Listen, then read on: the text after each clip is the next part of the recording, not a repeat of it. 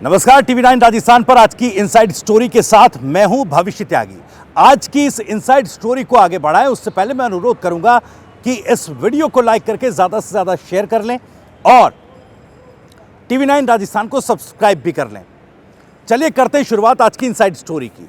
दो लाइनों के साथ इसकी शुरुआत करते हैं। जो कुछ हुआ वो कैसे हुआ ये जानता हूं मैं, जो नहीं हुआ वो बता आखिर क्यों नहीं हुआ।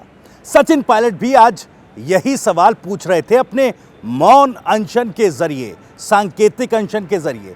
दरअसल जैसे कि कई दिनों से राजस्थान की राजनीति में जो हलचल चल रही है, सचिन पायलट का जो रुख है उससे सब हैरान हैं।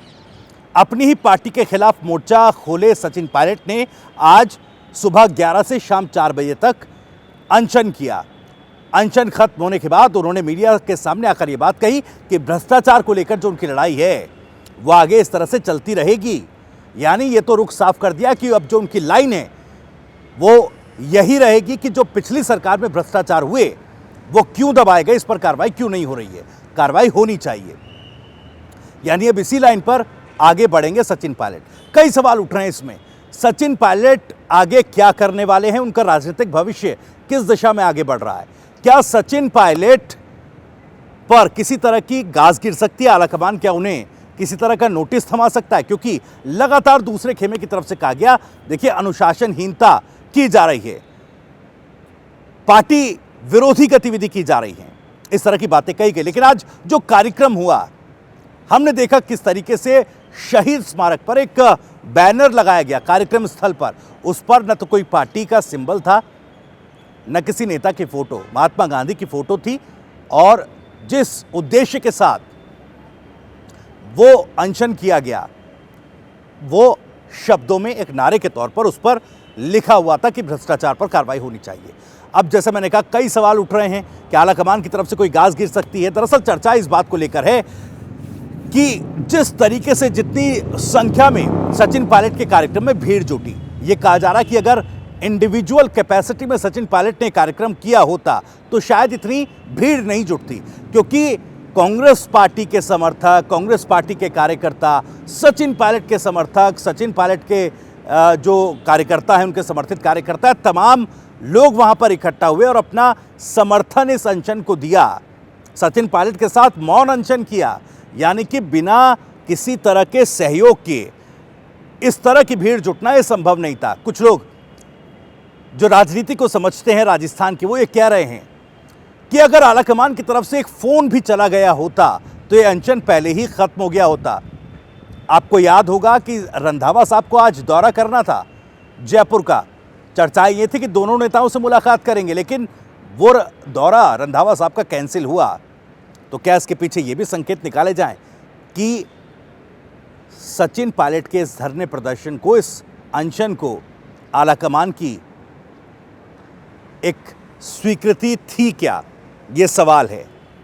और इसी से अंदाजा लगाया जा सकता है कि क्या उन पर किसी तरह की अनुशासनात्मक कार्रवाई होगी या नहीं होगी। चूंकि दरअसल लगातार गहलोत खेमा जिस तरह से इस बारे में बातें रख रहा है वो बार बार इस चीज को प्रोजेक्ट करने की कोशिश की जा रही है कि ये एंटी पार्टी एक्टिविटीज की जा रही है। लेकिन सचिन पायलट ने बड़े सधे हुए अंदाज में, सधे हुए परिपक्व नेता के तौर पर अपनी बात को आगे रखा, जिसमें ऐसी कोई गलती उन्होंने नहीं की जिसमें यह संदेश जाए कि उन्होंने किसी भी तरीके से पार्टी का विरोध किया। लेकिन यह सधा हुआ अंदाज पार्टी के विरोध में तो नजर नहीं आया, लेकिन गहलोत, सीएम गहलोत को उन्होंने चारों तरफ से घेर लिया। क्योंकि अब अगर मुख्यमंत्री अशोक गहलोत जो भ्रष्टाचार को दबाने के आरोप में घिरे हुए हैं वो किसी तरह की कोई कार्रवाई करते हैं तो ये संदेश जाएगा, देखिए अभी तक सरकार ने 4.5 सालों में कोई कार्रवाई की नहीं भ्रष्टाचार पर, और पायलट ने जब इस पर आवाज उठाई तो उनको मजबूरन कार्रवाई करनी पड़ी। उनकी कमजोरी जाहिर होगी। दूसरी तरफ अगर इस पर कार्रवाई नहीं करते हैं तो आने वाले वक्त में भ्रष्टाचार को लेकर जो आरोप सरकार पर लगेंगे उसमें भी कहीं ना कहीं सीएम गहलोत ही गिरते नजर आएंगे। तो मुख्यमंत्री अशोक गहलोत के लिए क्या ये स्थिति आगे कुआं पीछे खाई जैसी हो गई है, जिसमें लाकर सचिन पायलट ने मुख्यमंत्री अशोक गहलोत को खड़ा कर दिया है। अब समझने वाली बात यह भी है कि आखिर सचिन पायलट को यह करना क्यों पड़ा, सचिन पायलट ने किस औचित्य के साथ यह किया। एक ऐसी लाइन खींच दी जिसमें वेट एंड वॉच की स्थिति में बैठे आलाकमान को भी अब निर्णायक मोड़ पर लाकर खड़ा कर दिया, उस पायदान पर लाकर खड़ा कर दिया जहां से अब आलाकमान को भी तय करना है कि वो पूरी तरह से सचिन पायलट को पिक करेंगे या पूरी तरह से सीएम अशोक गहलोत को ड्रॉप करेंगे। अभी तक इसी बात को लेकर तो संशय था कि राजस्थान की राजनीति में आखिर होने क्या जा रहा है। 25 सितंबर की घटना के बाद से लगातार ये सवाल उठ रहे हैं, लेकिन इस पर किसी तरह का कोई फैसला नहीं हुआ। कोई एक बड़ा फैसला जो ये संदेश दे कि किस दिशा में राजस्थान की राजनीति, कांग्रेस की राजनीति आगे बढ़ेगी, वो दिखाई नहीं दिया।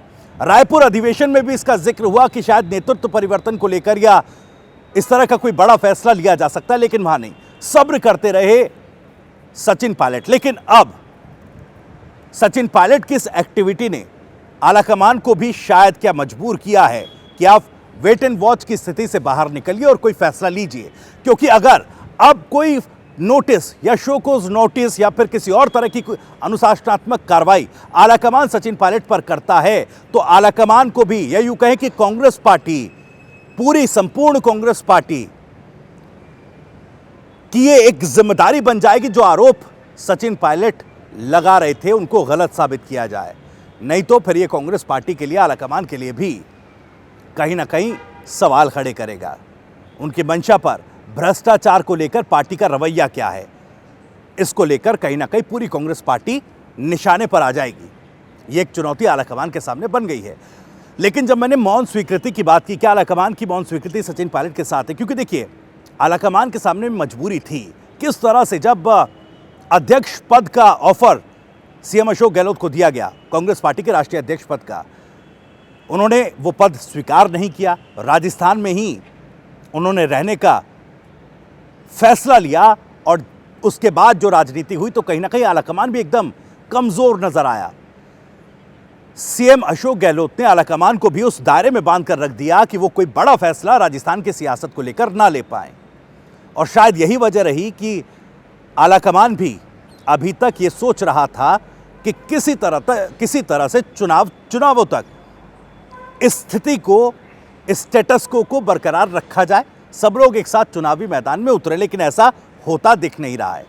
अब यहां से कई और सवाल, सचिन पायलट के भविष्य का सवाल भी उठेगा कि सचिन पायलट की राजनीति कहां जा रही है। अब देखिए, अब जब आलाकमान, कांग्रेस आलाकमान निर्णायक मोड़ पर आ ही चुका है तो वो किस दिशा में फैसला लेगा।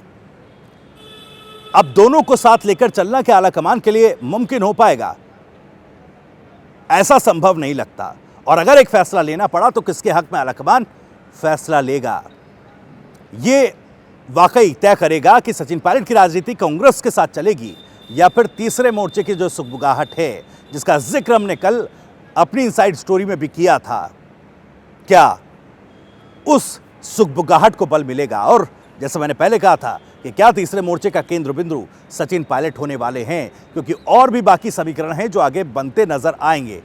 लेकिन फिलहाल यह स्थिति तो स्पष्ट है कि कांग्रेस आलाकमान अब निर्णायक मोड़ पर है, उस मोड़ पर लाकर खड़ा किया सचिन पायलट ने। अब देखिए, आज हमारे सहयोगी प्रियांक ने बातचीत की कांग्रेस के दिग्गज नेता आचार्य प्रमोद कृष्णम से, जो कि प्रियंका गांधी के करीबी नेता भी माने जाते हैं। उन्होंने क्या कुछ कहा मुख्यमंत्री अशोक गहलोत को लेकर, सचिन पायलट विवाद को लेकर, एक उनकी टिप्पणी सुनिए जरा। मैं वो उनके इंटरव्यू का एक हिस्सा आपको सुनवाता हूं जिसमें वो कह रहे हैं कि मुख्यमंत्री अशोक गहलोत को अब हटा देना चाहिए। सुनिए जरा। पायलट साहब ये कह रहे हैं कि भाई भ्रष्टाचार जो हुआ है उसकी जांच होनी चाहिए, तो सरकार ने जांच अगर नहीं कराई तो सरकार जांच बैठा दे, क्या दिक्कत क्या है। क्या देखिए, पूरे देश में भ्रष्टाचार के खिलाफ, अडानी के खिलाफ कांग्रेस लड़ाई लड़ रही है। राहुल गांधी जी ने पूरा एक युद्ध छेड़ा हुआ है कि भाई अडानी के खिलाफ जो अडानी जो भ्रष्टाचार कर रहे हैं, मोदी जी के साथ मिलकर जो भ्रष्टाचार हो रहा है, तो हम उसके खिलाफ लड़ाई लड़ रहे हैं। पूरे देश में कांग्रेस पार्टी भ्रष्टाचार के खिलाफ है, कांग्रेस पार्टी बीजेपी के भ्रष्टाचार के खिलाफ लड़ाई लड़ रही है, लेकिन राजस्थान में हम बीजेपी के भ्रष्टाचार के खिलाफ जांच नहीं करा रहे। तो ये तो बड़ा अजीब सी बात है ना। जी, आपके वक्तव्य में एक सवाल मैं एक और ऐड ऑन करता हूं इसी से जुड़ा हुआ। आपने लगभग 10 महीने पहले एक बयान दिया था, अपनी राय दी थी कि बतौर मुख्यमंत्री चेहरा सचिन पायलट जी को प्रोजेक्ट अप किया जाना चाहिए। तो क्या आपको लगता है कि वहां पर गहलोत सरकार में बदलाव की ज़रूरत है बतौर चेहरा?